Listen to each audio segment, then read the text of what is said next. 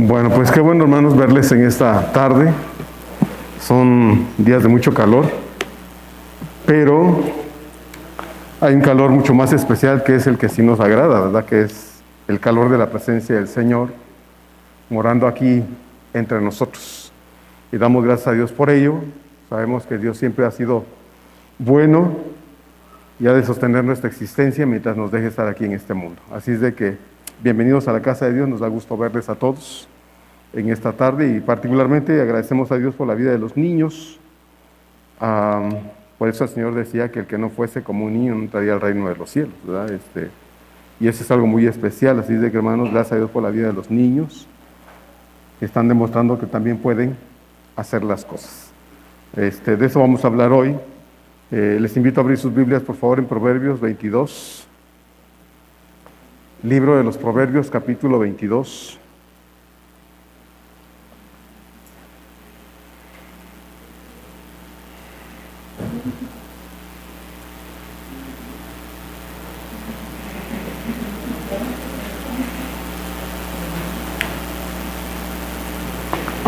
Proverbios 22, 6.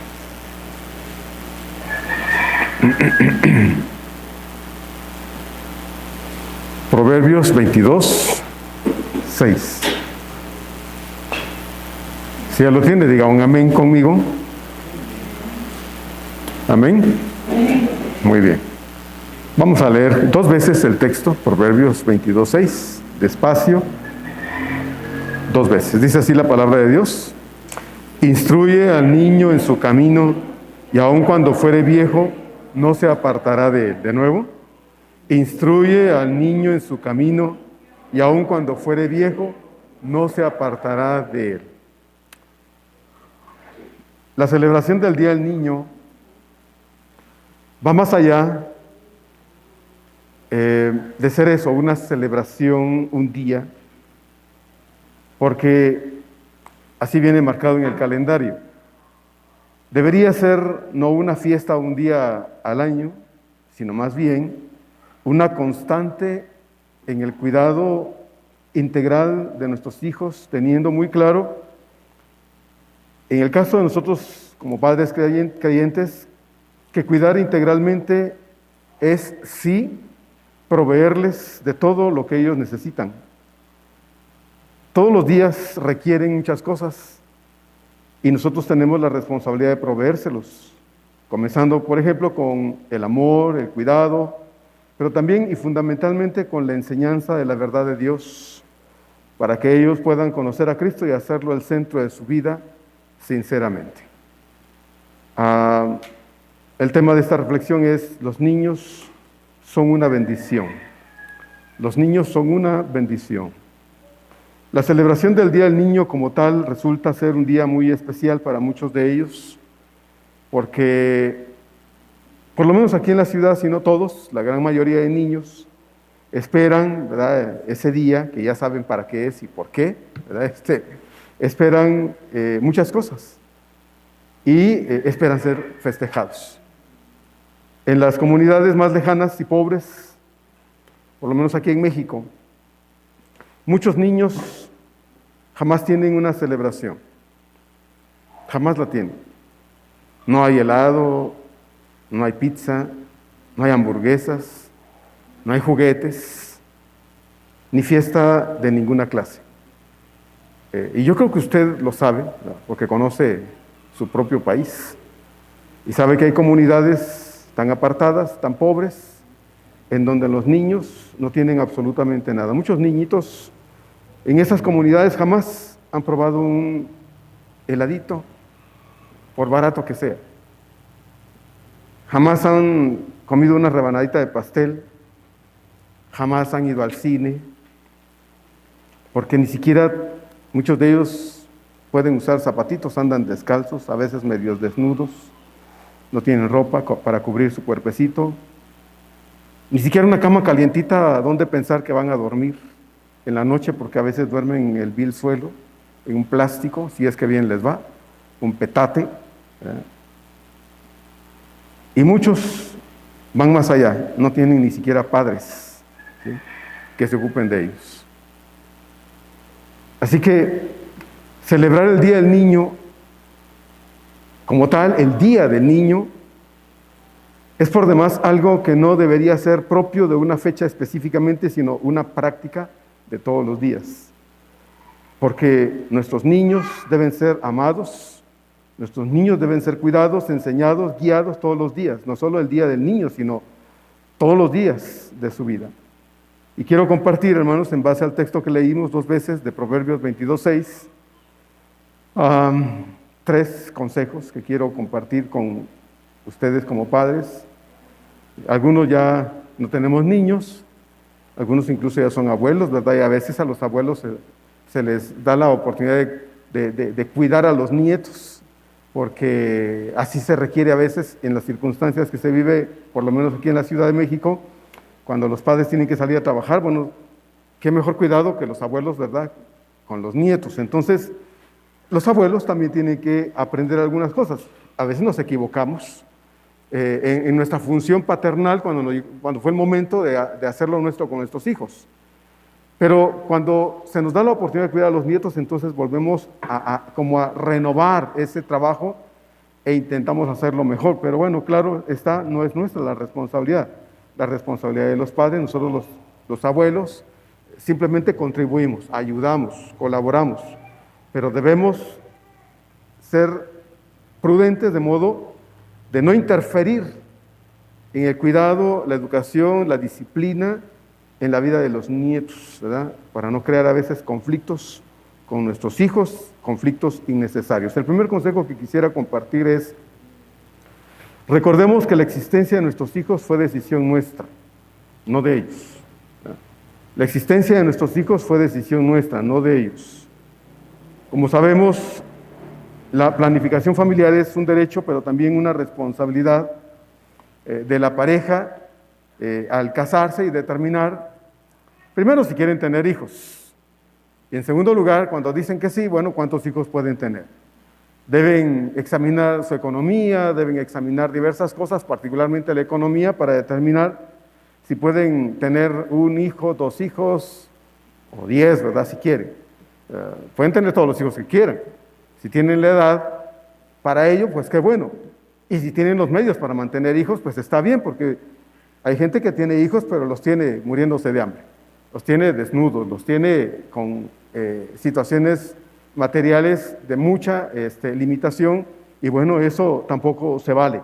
Porque como digo, los niños no vinieron porque dijeron, oye, yo quiero existir. No, nosotros decidimos su existencia y decidimos que estuvieran con nosotros. Decidir si se desea tener hijos y cuántos es pues una responsabilidad, hermanos, que debe asumirse con toda la seriedad que implica la decisión de tener hijos. ¿Por qué los quiero tener? Es costumbre, me están presionando mis padres, ya quiero ser abuelo. Bueno, porque puede ser que así suceda, ¿no? Hay padres que le dicen a los hijos, hey, ¿cuándo te vas a casar, verdad? Y ya quiero ser abuela, ya quiero ser abuelo. Están presionando a los hijos. Entonces a veces los hijos se casan más por presión y tienen hijos más por presión que por convicción y deseo de tener hijos. Entonces se debe hablar con el cónyuge, y cuando digo cónyuge me refiero a la esposa o al esposo, hay que aclararlo ahora. Porque la decisión de tener hijos es una decisión de mucha responsabilidad. En las Escrituras, que es de trasfondo judío o judía, la decisión de tener hijos no era algo que debía pensarse para nada. Quienes conocen todo este asunto acerca de la cultura judía recordarán, y usted tal vez que no lo sabe, debe saber, que en la cultura judía tener hijos, y todos los que podía tener una mujer, era una gran bendición. Si podía tener 20 hijos, estaba bien bendecida, pero si no tenía muchos hijos, era una mujer poco bendecida. Entonces, entre la cultura judía, tener hijos se determinaba desde muy joven, y las muchachas normalmente se casaban muy jovencitas, a veces incluso de 15 años, o menos tal vez, y empezaban a tener hijos, de modo que cuando llegaban a cierta edad, pues ya tenían pues un equipo de fútbol, ¿no?, y con todo y suplentes. Pero la cuestión de los hijos siempre ha sido, hermanos, una determinación paternal. Pensar en platicar dentro de la cultura judía si se tenía hijos, eso no cabía. Por ejemplo, El Salmo 127, 3 al 5 dice: He aquí herencia de Jehová son los hijos, cosa de estima el fruto del vientre. Como saetas en mano de valiente, así son los hijos sabidos en la juventud.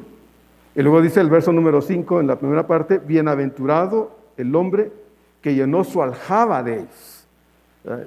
La aljaba es el recipiente donde se llevaban las flechas y algunos podían llenar, dice, su aljaba de flechas. Las flechas en este caso son los hijos.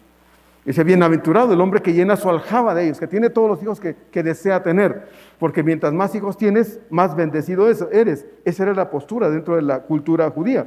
Una mujer estéril en las escrituras era una mujer infeliz, una mujer que no podía disfrutar la vida a causa de su situación de no procrear, de no tener hijos. Veía a otras mujeres tener hijos, embarazarse y tener hijos, embarazarse y tener hijos, y ver a una mujer o a otras mujeres embarazadas tener hijos y ella no tenerlos, era una desdicha profunda, profunda. Hoy, claro está, en nuestra cultura, que es muy distinta, los hijos son deseados.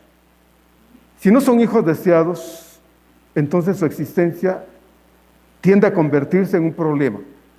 Y muchas veces no solo en un problema, sino en un fastidio y una atadura para muchos matrimonios. ¿Verdad? Una desgracia para muchos ser padres, tener hijos. Entonces eso les limita, les quita posibilidades de muchas cosas. Pensar en que a esos hijos hay que invertirles dinero porque hay que darles leche, hay que mantenerlos, hay que llevarlos al médico, hay que luego comprarles cosas, llevarlos a la escuela, y bueno, no queremos llevarlos a una escuela cualquiera, hacen un esfuerzo por llevarlos a una buena escuela, pagarles una buena educación académica. Todo eso representa muchas veces para ciertos padres una preocupación extrema, y entonces se asustan y dicen: no, yo no quiero hijos. Y entonces llegan al matrimonio pensando: no, hijos, no, ¿verdad? No queremos. Tener un hijo, tener 2 hijos, o 3, o los que se quiera tener, siempre va a ser una decisión que debe tomarse desde el corazón. Los embarazos no deseados, aquellos embarazos que se producen por irresponsabilidad, por inconsciencia, por lo regular, no digo que sea la regla, pero por lo regular traen decepción y tristeza, cuando debería ser el embarazo de una mujer un motivo para celebrar, un motivo para alegrarse, un motivo para dar gracias a Dios, ¿verdad? Cuando una mujer decide embarazarse dentro de los límites aceptables de Dios, y le dan la noticia de que está embarazada, algunas hasta se desmayan, ¿verdad? Y dicen: ay, voy a ser mamá. Y se alegran tanto que le cantan al bebé, lo acarician, no ha nacido y ya le hizo zapatitos tejidos. No digo que usted tenga que hacer tejidos, ¿verdad? Pero ya le tejió sus zapatitos, le tejió su chambrita, le tejió esto, y las abuelas no digamos. Entonces, es una alegría que produce el hecho de la llegada de un niño deseado, ¿verdad? Pero cuando un niño llega inoportunamente, ¿sí? Cuando un hijo llega fuera de la voluntad y la fiesta y la alegría, la gente está no feliz, la gente está enojada, la gente está decepcionada, hay reclamos, hay peleas, hay gritos, ¿verdad? Y muchas veces bajo esta presión, muchas muchachas hoy tienden a deshacerse del bebé. Dicen: no, yo no quiero este hijo, me está causando muchos problemas ya cuando nazca. Y entonces abortan. Y es una desgracia, ¿verdad?, cuando una chica que no pensaba embarazarse, pero queda embarazada por no pensar las cosas, por no tener disciplina en su vida, por no tener cuidado, no oír consejos, etcétera, etcétera, etcétera. Desgraciadamente arrastra a muchas personas con ella y su vida se convierte en un fastidio. Y no solo su vida, sino la presencia ahora de un ser que nada tiene que ver con todo esto, pero que entre comillas está causando toda esa situación.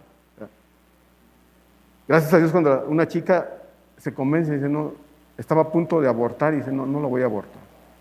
Aunque me corran de mi casa, aunque yo tenga que ver qué hago para mantener este bebé, lo voy a tener. Qué bueno, ¿no?, que se arme de valor que diga, voy a lograr salir adelante con mi hijo. Tal vez incluso el cobarde papá, perdón por la expresión, pero eso es, ¿verdad? El cobarde papá salió corriendo. Cuando dijo la chica, oye, la regla se me retrasó, se asusta. Y más tardó en decírselo que él salir corriendo y desaparecerse de la vida de la muchacha. Entonces, desgraciadamente, pasan todas estas cosas cuando un embarazo no es el que debería ser o como debería ser. La llegada de los hijos, cuando estos son deseados, hermanos, se convierten en una bendición y a la vez en una gran responsabilidad delante de Dios, especialmente, como dije hace un momento, si hemos decidido tener hijos, debemos entonces tener muy claro que cada uno de esos hijos que tenemos o que tendremos merecen toda nuestra atención y toda nuestra correcta disposición para hacerlos el centro de nuestra atención en la correcta relación de padres e hijos y nuestra absoluta disposición para hacerlos sentir que son amados. Y que son amados no un día al año, sino todos los días de su vida. A veces habrá que regañar, claro, ¿verdad? Amar no significa no regañar, no disciplinar, no corregir.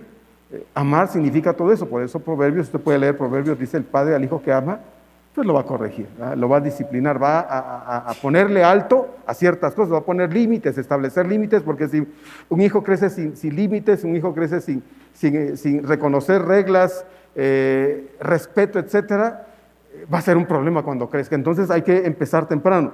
Algunos empiezan tarde y gracias a Dios se puede. Cuando se acerca como familia a Dios, se puede, pero muchos ya no.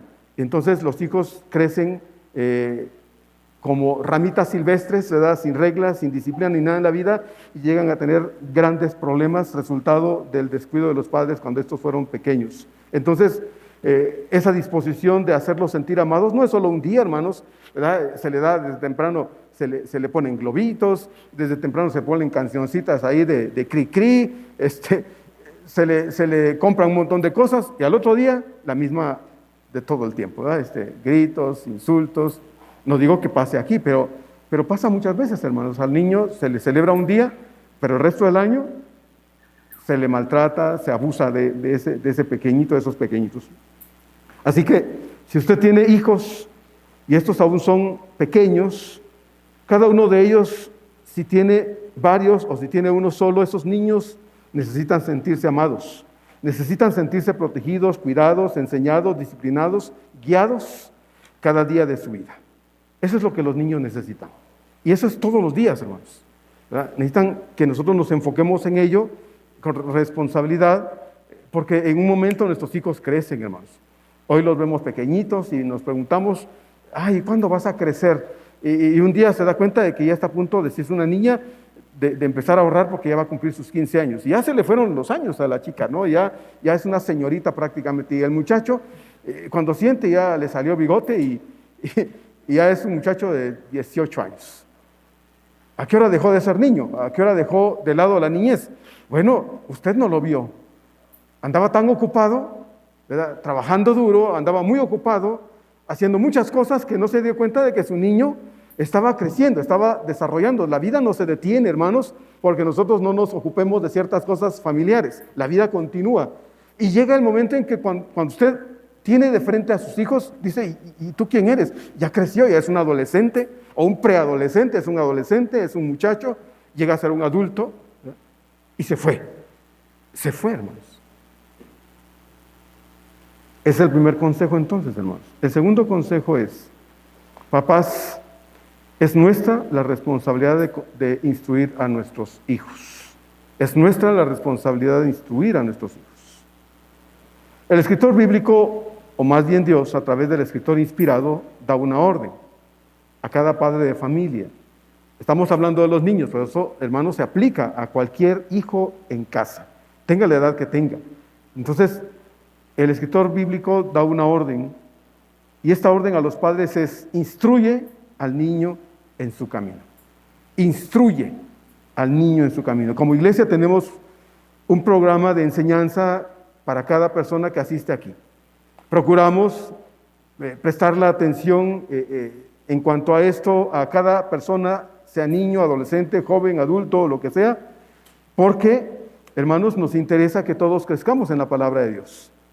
Así es que la iglesia se da la oportunidad de ofrecer enseñanza bíblica porque creemos que la enseñanza bíblica es fundamental en el desarrollo de una persona, sea un niño, un preadolescente, un adolescente, un joven, un adulto, una persona grande. No importa quién sea, todos necesitamos la instrucción de Dios a través de su palabra. Por eso la iglesia entonces se da a sí misma la oportunidad de abrir programas de enseñanza bíblica. E insistimos en ello, ¿verdad? Por favor, venga usted y venga con su familia. ¿Por qué? Bueno, pues porque tenemos un deber, hermanos, que de no llevarlo a cabo con responsabilidad, se va a pasar el tiempo y un día los hijos crecen y afuera también hay muchas cosas que ellos van a aprender. Y necesitan tener un fundamento bien establecido, el fundamento de la palabra de Dios, para que ellos sepan tomar decisiones correctas el resto de su vida, porque usted no le va a durar para siempre. Puede que usted esté joven, gracias a Dios. Puede que usted se vea al espejo y diga, no, estoy joven y le voy a durar muchos años a mi hija, a mi hijo, a mis hijos. Bueno, usted no lo sabe, ¿verdad? Tal vez se va a quedar temprano su hijo sin papá o sin mamá. Bueno, no digo que así sea, pero puede ser. Entonces necesitamos comenzar pronto en cuanto a enseñar a nuestros hijos, porque el desarrollo espiritual de nuestros hijos, hermanos, es fundamental. Como es fundamental cualquier otro asunto de la vida en lo que nos enfocamos con mucha atención e incluso, déjenme decirlo de esta forma, con incluso más interés que el que muchas veces ponemos en las cosas de Dios en función de nuestros hijos. Yo no digo que no guiemos a nuestros hijos en las otras áreas de su vida. Es bueno, todos lo hemos hecho. Los metemos a que aprendan música, los metemos a que aprendan alguna cosa, les pagamos cursos de esto, del otro, los metemos a una escuela donde le enseñen inglés, francés, alemán y demás, ¿verdad? Hasta, bueno, lo que se pueda, porque queremos que crezcan y tengan oportunidad para poder desempeñarse bien en un mundo que exige que una persona esté preparada intelectualmente para dar al ancho, ¿verdad? En el área laboral. Entonces, mete a sus hijos a alguna escuela donde le meten varios idiomas, le dicen le enseñan un montón de cosas, porque nuestro interés específicamente es que ellos se capaciten. Y nosotros muchas veces, hermanos, asumimos una actitud responsable frente a ello, pero asumimos una actitud descuidada en función de las cosas de Dios en relación con nuestros hijos. Eso es algo que muchas veces inevitable o lamentablemente sucede dentro de la vida familiar cristiana. Entonces, procuramos pues que la iglesia, hermanos, dé una enseñanza adecuada a las necesidades de los niños, en este caso, y tratamos que también sea una enseñanza constante, ¿verdad? En la medida que lo permite el hecho de que usted, como padre, nos traiga a sus hijos y nos permite enseñarles la palabra de Dios. Hacemos el esfuerzo por compartirles una enseñanza bíblica, procuramos explicarles la palabra de Dios a los niños de modo que ellos puedan comprender lo que queremos que ellos entiendan y ellos puedan grabar en su mente y en su corazón esa palabra, y cuando se vayan, esa palabra se anide en su mente y en su corazón, y lo que deseamos es que esa palabra produzca cosas extraordinarias en la vida de sus hijos. La orden aquí que encontramos en Proverbios 22 es: instruye al niño en su camino. Esta palabra instruye es una orden, es un imperativo que aparece ahí. No le es dada, como usted ya se dio cuenta sin duda alguna, no le es dada a la iglesia. No es a la iglesia a la que el escritor está diciéndole que debe instruir a los niños, aunque la iglesia hace lo que está en sus manos cuando los niños están y les puede enseñar. No les es dada a la iglesia en primera instancia. La orden le es dada a nosotros los padres de familia, porque, hermanos, es fuera de este lugar donde la enseñanza se debe dar, en casa, donde tenemos oportunidad para hablar con nuestros hijos, enseñarlos, para guiarlos, para hablar con ellos acerca de las cosas de Dios, orar con ellos y por ellos, hacer de la vida de nuestros hijos el centro de nuestro interés responsable, porque, de nuevo, hermanos, están creciendo y un día ya no podremos sentarlos y decirles, a ver, vamos a orar, vamos a leer la Biblia. Ya no podremos hacerlo. Y ahora que se puede, debemos formar en ellos esas disciplinas, esas necesidades que se requiere en la vida de todo ser humano, más en un tiempo en donde a la gente ya no le place saber de Dios, básicamente. ¿Recuerdan ustedes, hermanos, a un gran personaje llamado Samuel? Tal vez usted ha oído de él. El profeta de Dios. La historia la puede usted encontrar en el primer libro de Samuel. Y allí en ese primer libro de Samuel usted podrá leer que su mamá Ana era una mujer que no podía tener hijos, era estéril. Y Ana sufría porque la otra esposa de su marido, Elcana, tenía hijos, todo el tiempo estaba teniendo hijos, como le dije hace un rato. Una mujer judía anhelaba tener muchos hijos, darle muchos hijos a su marido. Y tener muchos hijos y darle muchos hijos al marido era sentirse bendecida de Dios. No estaba compitiendo. Pero Ana veía a su rival, ¿verdad?, en casa tener hijos y ella no tenía. Y se amargaba, y se entristecía y lloraba. Porque aparte de todo, Penina se burlaba de ella, ¿verdad? Y le decía, mírame, cuando estaba con su barriguita Penina, ¿verdad? Decía, mírame, Ana, tú no puedes. Y Ana sufría. Hasta que llegó el día en que Ana fue al templo a orar. Y le pidió a Dios con todo su corazón, al punto que Elí, el sacerdote, al verla hincada orando a Dios, pensó que estaba borracha. ¿Verdad? Tanto estaba Ana clamando a Dios, pidiéndole que le permitiera la bendición de ser madre, que lloraba, pero de manera exagerada, pienso yo, porque Elí le dijo, oye mujer, pues digiere tu vino, ¿no? Deja de emborracharte. Una persona borracha, a más no poder, anda babeando, escurre secreciones nasales, usted sabe. Y yo no puedo imaginar a Ana llorando al punto de que su nariz le escurría, ¿verdad?, pensando en las cosas que estaba clamando al Señor. Y Ana le dice, Señor, yo no estoy borracha. Dios sabe que tengo una amargura en mi corazón y es por eso que yo he estado aquí orando al Señor. Y el sacerdote le dice, pues que Dios te conceda lo que le has pedido. Ana no le dijo que le había pedido. Simplemente le dijo, aquí estoy clamando a Dios por un asunto que me parte el alma y me tiene rota del corazón. Yo no sé, ¿verdad? Pienso que la mujer en general desea experimentar la maternidad. Obviamente hay quienes no, pero en general yo pienso que todavía muchas mujeres quieren experimentar la maternidad y quieren sentir en su vientre, ¿verdad? Qué es estar, que un bebé se esté produciendo, se esté creciendo su cuerpecito en el vientre de una mujer.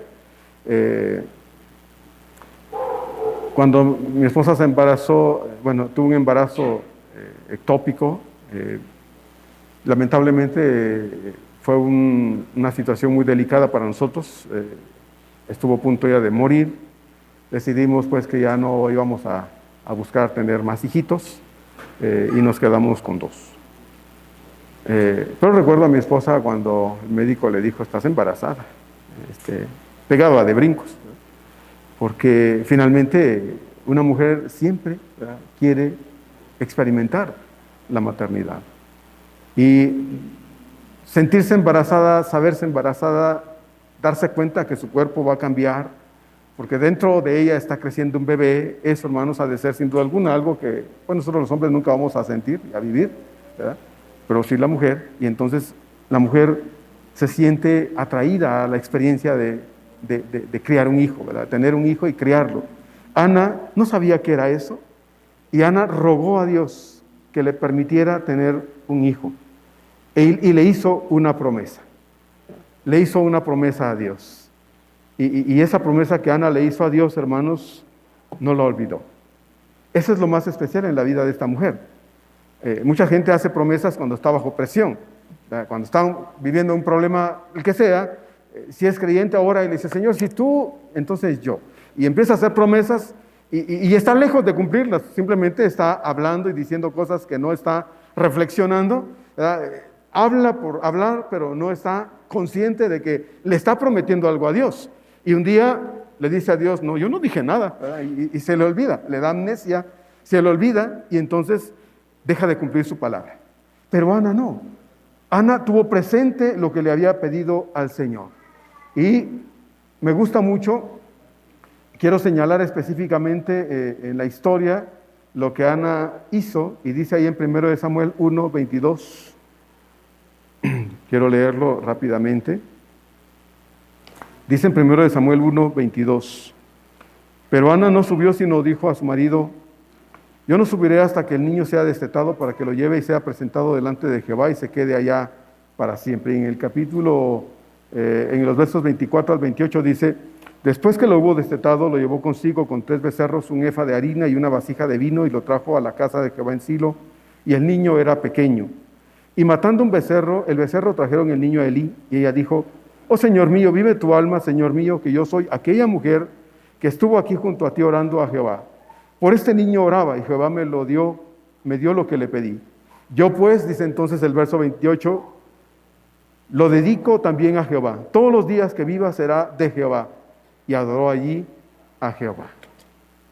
Y mire, me gusta la historia de Ana porque ¿quería un niño? Sí. O sea, si usted quiere un hijo, no dice lo voy a tener y se lo voy a ir a regalar a alguien. No, pues no. Bueno, no lo hace. Ana decidió en su corazón que si Dios le daba un bebé, un hijo, ella se lo iba a dedicar a Dios todos los días de su vida. Específicamente si era un niño, un varoncito. Y eso fue lo que hizo Ana. Ana llegó con el niño y le dijo a Elí: Señor, este es el niño por el que yo oré.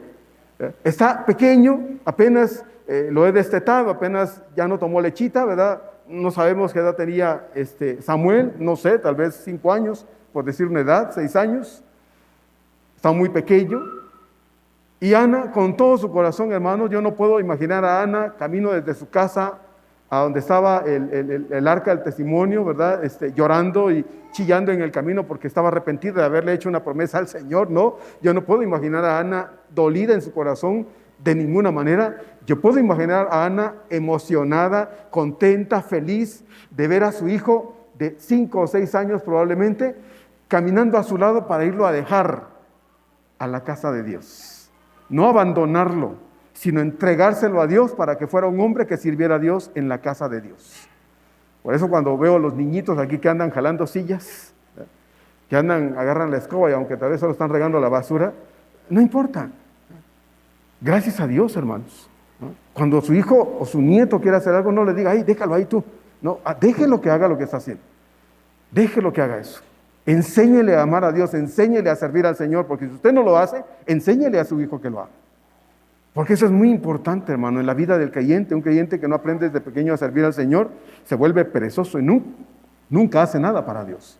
Entonces, Ana fue y le entregó el niño al Señor. Ella le prometió a Dios que si le daba un hijo varón, ella se lo entregaría por completo, renunciando, oiga bien, renunciando a tenerlo con ella para dejarlo en la casa de Dios al servicio de Dios. Renunció a su hijo, ¿sí?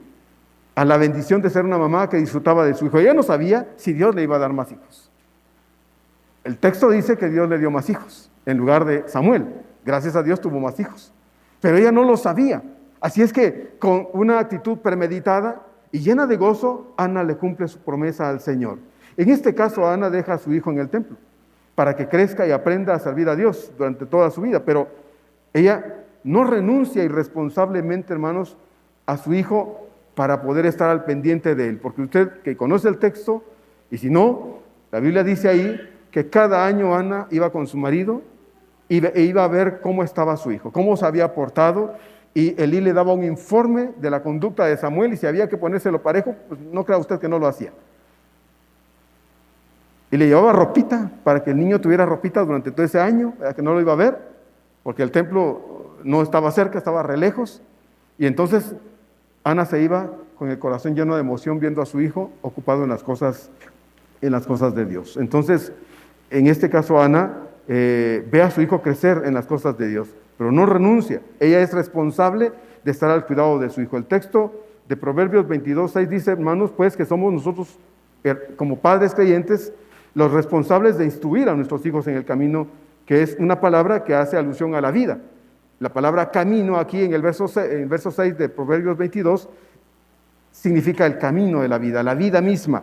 Instruye a tu hijo en el trayecto de su vida. ¿Qué estás esperando para hacerlo si no lo has hecho? Entonces, Dios desea que seamos responsables con eso, por eso nos lo ordena. Hay quienes piensan que es la iglesia la que tiene el deber de enseñar a los hijos, y entonces los traen y dicen, enséñeles ustedes. Y bueno, la iglesia hará su parte, hará lo que puede, las veces que se puede con los hijos, ¿verdad? Que usted nos trae acá para enseñarles, pero hermano, no es la iglesia la responsable de educar a los hijos, de enseñar a los hijos. Somos nosotros los papás los que debemos ser responsables ante este mandato del Señor. Por eso ahí en Deuteronomio capítulo 6, versos 4 al 9 también el Señor dice estas palabras que son muy importantes para nosotros. Deuteronomio 6, versos 4 al 9 dice así: Oye Israel, Jehová nuestro Dios, Jehová uno es. Y amarás a Jehová tu Dios de todo tu corazón y de toda tu alma y con todas tus fuerzas. Y estas palabras que yo te mando hoy estarán sobre tu corazón, y las repetirás a tus hijos y hablarás de ellas estando en tu casa y andando por el camino y al acostarte y cuando te levantes. Y las atarás como una señal en tu mano y estarán como frontales entre tus ojos. Y las escribirás en los postes de tu casa y en tus puertas. Fíjese lo que está diciendo el escritor acá. ¿Qué hay que hacer con los hijitos? Bueno, enseñarles la palabra de Dios, ser responsables nosotros de poder poner en sus manos, hermanos, la enseñanza de la palabra de Dios, porque eso es lo que a su hijo, a su hija, a sus hijos les va a sostener el resto de su vida. Hay padres de familia que lo que ponen en las manos de sus hijos varones es la cerveza, para que se haga hombre. Está tomándose su alcohol y el niño quiere, y dice, ¿quieres probar? Y le da probadas de alcohol. Hermano, eso no es ser responsable. Vivimos en un contexto en el que los hijos, los muchachos empiezan a beber alcohol desde muy jovencitos. Yo lo probé a los 13 años y me gustó. Entonces, usted no puede decir, no, es que mi hijo no se va a hacer borracho. Usted fue borracho y su hijo, pues, le está enseñando a hacer lo que usted fue. Entonces, evite esas cosas. Por eso el texto dice, instruye a tu hijo en el camino de la vida, para que cuando éste llegue a viejo, si es que llega a viejo, no se aparte de las enseñanzas que usted como padre de familia le está dando a su hijo. Entonces, somos responsables, pues, hermanos, de lo que le estamos enseñando a nuestros hijos. ¿Qué es lo que le estamos enseñando? Así que padres de familia tienen un sagrado deber que cumplir delante de Dios con sus hijos. No es esta iglesia, aunque cuando usted viene con sus hijos y les enseñamos, lo hacemos con todo el corazón y procuramos ser, en ese sentido, responsables para darles a los niños, a los chicos, una enseñanza adecuada para que entiendan la palabra de Dios y se lo lleven a su casa, a todos los días, a donde quiera que estén. El tercer consejo que quiero compartir finalmente es, en un mundo que cada día anhela menos de Dios, debemos ser responsables ahora para que nuestros hijos jamás se aparten de Dios. En un mundo que cada día anhela menos de Dios, debemos ser responsables para que nuestros hijos jamás se aparten de Él. Retomando la historia de Samuel, contrariamente a la vida de Samuel y su madre Ana y su padre Elcana, porque aunque he hablado solo de Ana, Elcana, el papá, no estaba fuera de esto. Contrariamente a la actitud de Ana, estaba el sacerdote Elí. ¿Sí? El mismo sacerdote Elí al que Ana le dejó a su hijo a su cuidado. ¿Por qué? Bueno, pues porque Elí lamentablemente como padre había fallado. Al parecer había criado a sus hijos y los había dejado sin disciplina, sin autoridad, sin límites. Y lamentablemente sus dos hijos, que eran sacerdotes en Israel, eran adultos, actuaban sin temor de Dios y arrastraban al pueblo a actuar como ellos lo hacían, y de esta forma denigraban la adoración a Dios, ofendían y blasfemaban contra Dios, porque los mismos sacerdotes, hijos de Elí, les daban el mal ejemplo. Era el mismo sacerdote Elí, al que Samuel se quedó al cuidado de él. Y usted dirá, entonces Ana, ¿cómo puede? Bueno, no lo hizo con sus hijos, pero lo hizo con Samuel. Obviamente no debía haber sido así. Sin embargo, esa fue la realidad del sacerdote Elí. Dice 1 Samuel 2, 12, 17, 29 y 34. Puede usted leer ese texto en su casa, solo quiero leerle unos textos salteados. En relación con esto, dice el verso 12, los hijos de Elí eran hombres malos, dice, y no tenían conocimiento de Jehová, es decir, que actuaban sin respeto a Dios. Verso 17 de 1 Samuel 2. Era pues muy grande delante de Jehová el pecado de los jóvenes, de estos dos, porque los hombres menospreciaban, por culpa de ellos, las ofrendas de Jehová. Verso 29.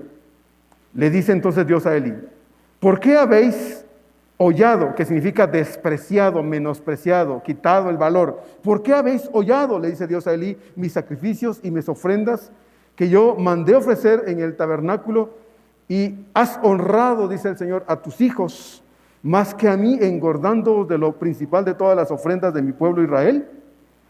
Y termina el verso 34 de 1 Samuel 2 diciendo: y te será por señal esto que acontecerá a tus ojos, le dice Dios a Elí. A tus dos hijos, Ofni y Finés, ambos morirán en un día. Y así fue. Usted puede ver más adelante en el capítulo 4 que los filisteos llegan, atacan a Israel, se llevan el arca del testimonio y en la guerra matan a los dos hijos de Eli. Y se cumplió la palabra de Dios. Y se acabó el mal. Se acabó el mal. Pero tampoco Eli se salvó. Cuando alguien llegó a darle la noticia a Eli, que dice que era ya muy viejo y pesado, estaba sentado, al recibir la noticia se fue para atrás y se desnucó y se murió. Imagínense, hermano, hasta dónde podemos llegar a veces, ¿verdad?, por la falta de cuidado, de la educación de nuestros hijos. Y cuando hablo de educación, hermano, no estoy diciendo que no le dé cosas, que no le permita cosas, porque pues nunca hemos enseñado eso aquí. Nunca hemos dicho, no deje que vaya allá, que haga esto. No, hermano, sería un absurdo de mi parte decirle algo así. Pero lo que hemos enseñado y enseñamos es que debemos priorizar en cuanto a enseñar a nuestros hijos qué es importante en la vida, qué es lo más importante y quién es lo más importante para nosotros como creyentes. Porque si no lo hacemos, hermanos, mire, su hijo puede llegar a ser una persona con 3, 4, 5 doctorados, hablar 10 idiomas si quiere, ganarse medio mundo si es posible, pero si se va a perder su alma, ¿de qué sirve? Ese es el punto que el escritor de Proverbios nos está tratando de ayudar a entender. ¿De qué sirve? ¿Estás seguro de que tu hijo es salvo, verdad? Para comenzar, de que ya él o ella o ellos conocen a Cristo en su corazón. ¿Les insistes a tus hijos, verdad, de que necesitan conocer a Cristo en su corazón? ¿O estás esperando que tengan 15 años para presentarles el plan de salvación? ¿Estás esperando que tengan 20 años para hablarles de Dios? Hermanos, eso es absurdo, porque debemos empezar temprano. Enseñarles a los hijos acerca de Dios y de la necesidad que ellos tienen de conocer a Dios en su corazón, porque en la vida van a tomar muchas decisiones. Y no digo que no se van a equivocar. No, hermanos, el único que nunca se equivoca es Dios.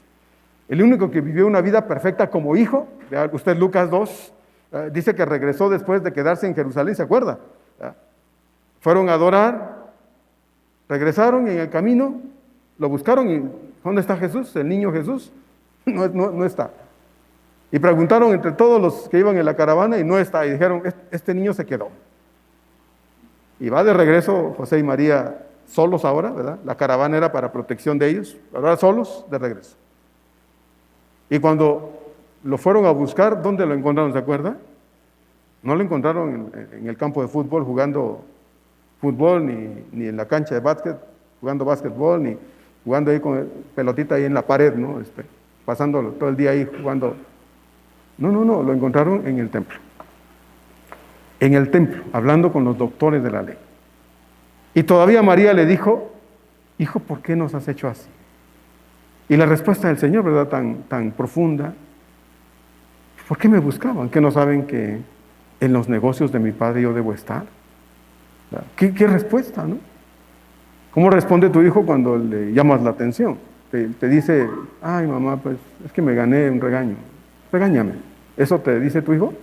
Cuando le regañas, cuando le llamas la atención, ¿eso te contesta? Y no digo a un niño, aquí hay jóvenes. ¿Cómo contesta el muchacho cuando le llamas la atención? Entonces, pero dice Lucas al final, y Jesús regresó a Nazaret con sus padres y vivía sujeto a ellos. Y crecía en sabiduría, estatura y gracia delante de Dios y de las personas. El único que creció, vivió una vida perfecta como hijo fue él. ¿Se acuerda? Hasta en la cruz se ocupó de su madre. Lo vimos el viernes hace poquito. Entonces necesitamos comenzar, porque si no comenzamos, hermanos, pues va a ser muy complicado, ¿verdad? Que nosotros podamos cosechar de nuestros hijos cosas buenas. Entonces, los dos hijos de Elí murieron en un día, tal como el Señor le había advertido al mismo Elí. Entonces, el reproche de Dios a Elí fue que él como padre había sido muy laxo, así como lo oye. El reproche de Dios a Elí fue porque Elí había sido muy laxo, muy débil y descuidado en el cuidado, disciplina, guía de sus propios hijos. Y estos, aun siendo adultos y sacerdotes de Israel, vivían por completo sin temor ni respeto a Dios, por lo que Dios determina en el caso de ellos quitarles la vida. Y como ustedes pueden ver, más adelante también Elí murió. Ahora bien, hermanos, yo le quiero preguntar a usted, ¿verdad?, en esta tarde que está aquí con nosotros, que viene a la iglesia, que viene al templo a ser enseñado, yo le pregunto a la luz del texto de primero de Samuel, ¿dónde desean ustedes, papás, que estén sus hijos cuando ustedes ya no los traigan de la mano? Porque ahorita los hijos pequeños vienen con nosotros de la mano, ¿verdad? Si los soltamos se nos pueden perder, les puede pasar algo en la calle. Los jalamos, los sacamos, los apuramos para que vengan con nosotros al templo. Entonces, pero la pregunta es, ¿dónde cree usted o dónde querría usted que estuviera su hijo cuando usted ya no lo pueda traer o ya no la pueda traer de la mano?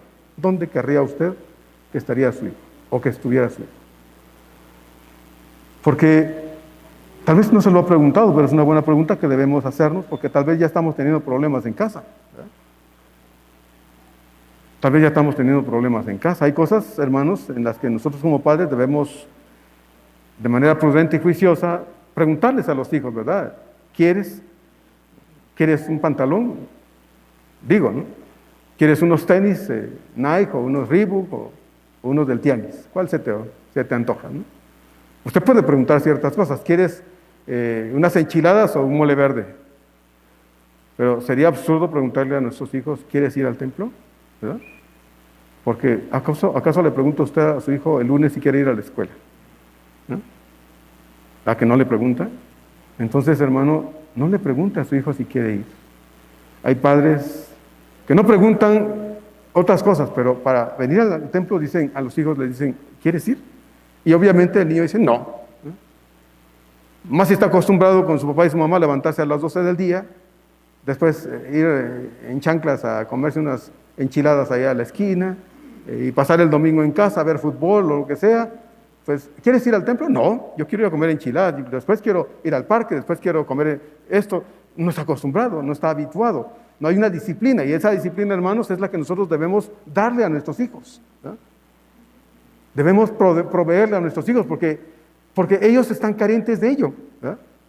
Si no fueran adultitos, ¿verdad? Pero no lo son personitas que están creciendo y a los que nosotros debemos ayudarlos a crecer de manera correcta, aun cuando a veces tengamos que forzar ciertas cosas porque es para bien de ellos. Si su hijo se lastima, ¿acaso le pregunta si quiere ir al doctor al hospital? No, usted no le pregunta, se lo lleva de urgencia, ve cómo le hace para llegar al hospital. Entonces, hermano, instruir a nuestros hijos, guiarlos en el camino del Señor, hermanos, no es cosa de si quieren o no, mayormente si están pequeños. No tienen una mentalidad formada, de modo que no pueden razonar, no pueden pensar de modo tal que puedan tomar decisiones juiciosas, porque para eso Dios nos puso a nosotros como padres, para tomar decisiones por ellos. Yo no le pregunto a mi hijo, o no le preguntaba a mi hijo o a mi hija si se querían bañar, los metía a bañar. Quería que estuvieran limpios y eso costaba a veces, ¿verdad? No siempre, gracias a Dios, pero a veces lágrimas. No se quiere bañar, está muy entretenida o entretenido jugando, no se quiere bañar.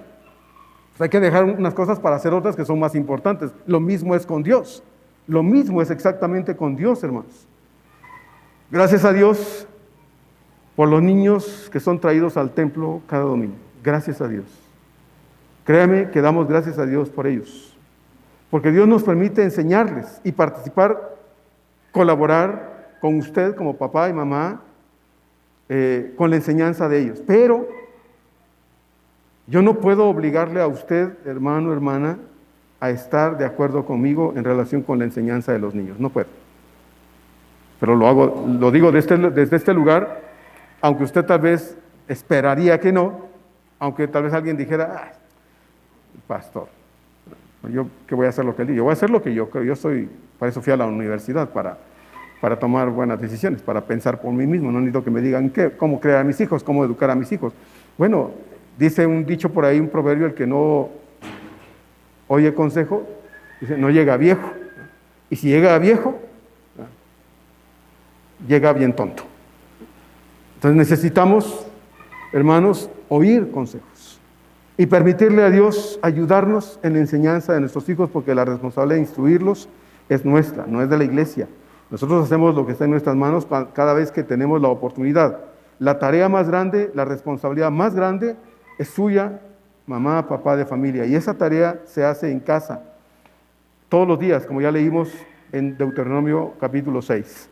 Aquí les ayudamos, pero es en casa donde enseñamos y donde damos la enseñanza, la instrucción, que es más trascendente y va a ser más trascendente y vital en la vida de nuestros hijos.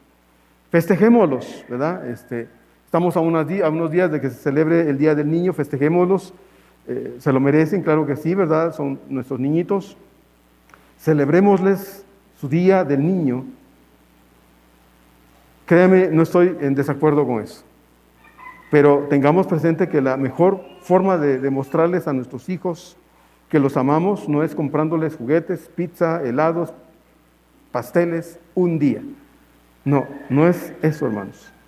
Es cuidándolos, educándolos, disciplinándolos, guiándolos en el camino de Dios, y todo eso se hace todos los días en casa. Más que aquí, en el templo, se hace en su casa. Tráigalos y les vamos a ayudar reforzando lo que en casa usted está enseñando. Vamos a reforzar esa enseñanza en el corazón de sus hijos, porque Dios, hermanos, no miente. Él dice aquí en el verso 6, si no se lo sabe, es un texto que deberíamos conocer de memoria: instruye a tu hijo en el camino, y cuando éste sea viejo, no se va a apartar de él. Hemos visto muchos muchachos,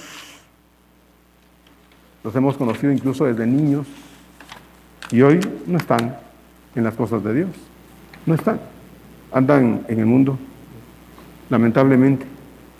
Han sido mal enseñados. Nosotros necesitamos, hermanos, actuar con más responsabilidad. Y yo le hago un llamado a usted que está aquí hoy a tomar esa decisión, porque sabe que, como dije, insisto en ello, nuestros hijos están creciendo muy rápido y un día van a dejar de ser niñitos, ¿verdad? Y van a ser adolescentes, jóvenes, pero lo que hemos puesto en su corazón va a valer la pena haberlo puesto con toda la responsabilidad que implica el hecho de no dejar de hacer lo que creemos que es mejor. Si tiene que a veces que forzar ciertas cosas, hágalo en el nombre de Dios. Y explíquele por qué lo hace, ¿verdad? Explíquele por qué. Y va a ver que los hijos oímos y entendemos. Y podemos cambiar de actitud, gracias a Dios, mayormente, si la palabra de Dios ya ha llegado a su corazón. Eso es lo que yo le puedo decir a usted, y es el consejo de Dios para ustedes. Los hijos, hermanos, son una bendición. No son otra cosa, ¿verdad? Son una bendición. Pero demostremos que reconocemos que son una bendición, siendo responsables nosotros para enseñarles, instruirles y capacitarles para esta vida que es cada vez peor, cada vez más complicada, ¿verdad? Cada vez con más cosas que nos asustan, ¿verdad? Preparémonos para que cuando usted los tenga que ver salir de su casa, usted pueda decir, se va de mi cuidado, pero no del de Dios, porque Él está en su corazón. Ojalá que usted me entienda y ojalá que usted haga un esfuerzo por usted, porque si usted no lo hace por usted, menos lo va a hacer por su hijo. Y termino con esa ilustración. La primera vez que me subió a un avión, creo que ya se lo he dicho, ¿no? Cuando usted se sube a un avión y los sobrecargos empiezan a dar instrucciones y dicen que si hay una descompresión en el avión, van a caer unas mascarillas. Y el consejo es, primero póngasela a usted y luego a su hijo, a sus niños. Y la primera vez que oí eso, dije, eso yo pensé, no, debería ser al revés, ¿no? Primero mis hijos y luego yo. Pero hay una razón de que sea así, y es que si usted adulto se desmaya, ¿verdad?, ya no va a poder ponerle la mascarilla a sus hijos, entonces por eso es usted primero y luego sus hijos. Hay un orden. La Biblia nos enseña igualmente a nosotros, nos dice a nosotros que debemos ser instruidos primero, para que lo que usted está recibiendo se lo pueda dar a sus hijos, porque, hermano, no podemos enseñar lo que no sabemos, y no podemos darle a nuestros hijos lo que no tenemos, ¿sí? Sería absurdo querer enseñar lo que nosotros no sabemos y darle algo que nosotros no tenemos. Así que le hago un llamado desde mi corazón al suyo para que oiga a Dios. Instruye al niño en su camino y cuando éste sea viejo, ¿qué dice, hermanos? Solo unos que otros hablaron. A ver, instruye al niño en su camino y cuando éste sea viejo, ¿qué dice? Ah, qué bueno. No se apartará de él. ¿Usted lo cree? Qué bueno, algunos lo creen. ¿Usted lo cree o no lo cree, hermano? Pues bendito sea Dios. Hagámoslo entonces, ¿no le parece? Esforcémonos en ello. La recompensa la va a recibir usted al tener un hijo que no es perfecto, hijos no perfectos, pero hijos de acuerdo a la voluntad de Dios en el camino de usted como madre, como padre. Que Dios nos bendiga. Vamos a orar. Padre amado, gracias por darnos este tiempo de reflexión de tu palabra. Gracias, Señor, porque nos enseñas. Y queremos, Señor, no cerrar el oído a la palabra de Dios. Queremos prestar atención. Quitar esa cerilla, ese cerumen, Señor, que no permite oír para poder dejar los conductos para oír bien en nuestro corazón. Y que, Padre, podamos entender lo que nos dices para ser responsables y cambiar las cosas que no estamos haciendo. O, Señor, empezar aquello que no hemos hecho. O mejorar lo que sí estamos haciendo. Así es de que, Señor, te entrego la vida de nuestros niños, de cada niño de esta iglesia, de cada adolescente, de cada muchacho. Señor, ellos son el futuro no solo de este país, el futuro de la iglesia. Y necesitamos enseñarles a amarte, Señor, con todo su corazón, tal como dijiste ahí en Marcos 12. Amar a Dios con todo el corazón, alma, mente y fuerzas. Señor, bendícenos pues y bendice a cada padre de familia, porque no es fácil el trabajo, es muy complicado, pero no estamos solos en ello. Tenemos a Dios y el Dios Todopoderoso está con nosotros para ayudarnos y darnos sabiduría, luz, dirección para hacer bien nuestro trabajo como padres, porque un día, Señor, ya no se va a poder. Y querremos regresar el tiempo y será absurdo pensar así. Y ahora que se puede, Señor, pues necesitamos aprovechar la oportunidad que nos das para poder enseñar a nuestros hijos, instruirlos en el camino de la vida para que cuando estos crezcan, estén donde deben estar. Te lo pedimos en el nombre de Cristo Jesús. Amén.